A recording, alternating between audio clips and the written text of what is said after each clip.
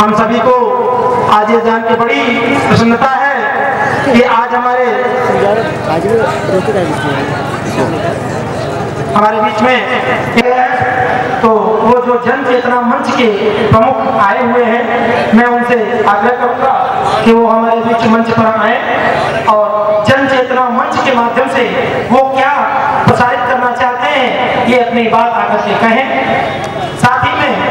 प्रखर श्रीवास्तव को मैं बुलाना चाहूंगा उनके साथ, जो जन चेतना मंच के जो प्रमुख हैं, मैं उनका नाम नहीं जानता हूं, वो हमारे बीच में आए। हाँ, दुर्गा प्रसाद जी वो आ चुके हैं, वो अपनी बात रखें।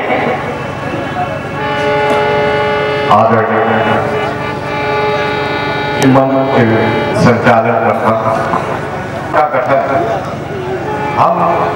लोगों ने मिल करके क्यों किया, थोड़ा आपको हिसाब देना चाहिए, क्योंकि हमने देखा कि आज़ादी के 6 दशक के बाद भी हमारे देश के नागरिकों को जो सुविधाएं, जो शिक्षा की है, स्वास्थ्य की है, आवाज की मिलनी चाहिए, नहीं मिल पाती। और फिर देश को लेकर आप सभी लोग जानते हैं कि आज़ादी की लड़ाई में अमर शहीद भगत सिंह, चंद्रशेखर, राम प्रसाद, बिस्मिल्लाह खां और तमाम ऐसे क्रांतिकारी साथी जिनका ये विचार था कि हम देश को आजाद करके इस नक्शे पर देश को ले जाएंगे, लेकिन वो 6 दशक के बाद भी आज अधूरा रहा। उस विचारधारा को हम लोगों ने पुस्तक और पोस्टर के प्रदर्शनी द्वारा देश की नौजवान नई पीढ़ी को, देश के बुद्धिजीवी जागरूक जनता को ये बताना चाहते हैं कि उस कार्य को कैसे पूरा करा जाए। उनके अधूरे कार्यों को पूरा करने के लिए हम लोग इस अभियान को चलाने में जन चेतना मंच का गठन किए और मैं आभार प्रकट करता हूँ इस विद्यालय के प्रबंधन कमेटी और प्रधानाचार्य का, जिन्होंने आज हमको अपनी उस विचारधारा को प्रसारित करने में एक सुनहरा मौका दिया और हम आज उस अपने अभियान को शुरुआत इस बेल्लौर इंटर कॉलेज में कर रहे हैं। आप देख रहे हैं कि पूरा हमने डॉक्टर लक्ष्मी सहगल के पुस्तक पोस्टर प्रदर्शनी, स्वामी विवेकानंद, महात्मा गांधी के उन विचारों को प्रदर्शित किया है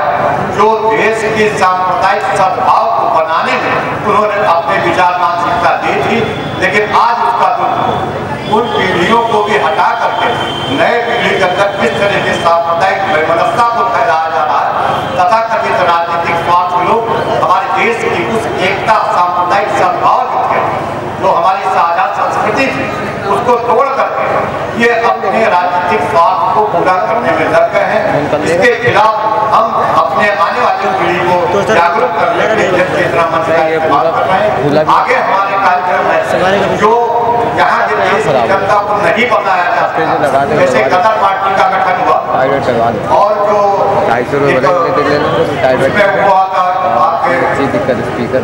काकोरी कांड से लेकर आजादी तक के भी हम लोग पोस्टर प्रदर्शनी तैयार कर रहे हैं। उसमें तमाम शहीदों के, क्रांतिकारी लोगों के, सूफी संतों के विचारों को, किताबों का संकलन करके हम लोगों के बीच में इस विचारधारा को फैलाना चाहते हैं। इन्हीं शब्दों के साथ मैं हमारे जन चेतना मंच में एक नए प्रकट से बात कर चुके हैं जो बहुराष्ट्रीय कंपनी द्वारा इस ढंग से हमारे देश में लूट मची हुई है, उसके खिलाफ इनकी एक परियोजना है जिस पर वो अपना प्रचार डालेंगे। धन्यवाद, मैं आपका आभार प्रकट करता हूँ। जय हिंद। नमस्कार प्रिय मित्रों, मैंने इस मंच को, इस विद्यालय को बचपन से देखा है। मेरा इस जन्म स्थान के लिए, पैतृक निवास और इस बेल्लौर भूमि के लिए अपने रुचिकर क्षेत्र को आगे बढ़ाने की शुरुआत मैंने उस भूमि से की जहाँ से मेरे पिता और मेरे दादा ने अपने जीवन कार्य का उद्घोष किया था। ये मेरे लिए सौभाग्य की बात है। मुझे आज आप सबके बीच अपनी विचारधारा प्रस्तुत करने का जो मौका मिला, मैं आप सबका आभारी हूँ। सभी छात्रों, अभिभावकों, शिक्षकगणों ने जो प्रश्न किए, जिस तरह से भारत में हो रही है, इसका सर बताना चाहूँगा कि आप सब जानते हैं कि सन 1600 में ईस्ट इंडिया नाम की एक कंपनी की स्थापना भारत में हुई थी, जो कि मात्र 50,000 पाउंड से व्यापार करने के लिए भारत में आई थी और सन 1770 तक आते आते ये कंपनी 20 लाख करोड़ रुपए हर साल देश से बाहर ले जाती है। इतना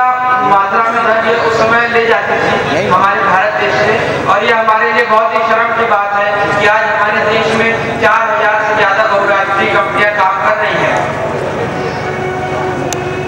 और आज ये बहुराष्ट्रीय कंपनियां हमारे घर घर में घुसी हुई हैं। जिस तरह से आप अगर दिनचर्या में देखें तो हमारा शरीर विदेशी है पर वस्त्र, शरीर देशी है पर वस्त्र विदेशी है, हमारा पैर देशी है पर जूता विदेशी है, हमारा मस्तिष्क देशी है पर विचार वैसी है जो बहुराष्ट्रीय कंपनियों का मकड़जाल जिसका नाम है। और मैं जितनी खुशी मुझे आज इस वार्षिक उत्सव समारोह के सफल होने में हो रही है, उतनी ही खुशी मुझे आपको यह बताने में हो रही है कि आज मेरे गुरु, मेरे प्रेरणा स्रोत श्री राजीव दीक्षित जी का जन्मदिन है और आज ही के दिन उनकी मृत्यु भी हुई थी, जिसका मुझे खेद भी है। उनके बारे में अगर मैं आपको बताऊं तो वह आज़ादी के बाद से जो हमारी जीवन दिनचर्या रही है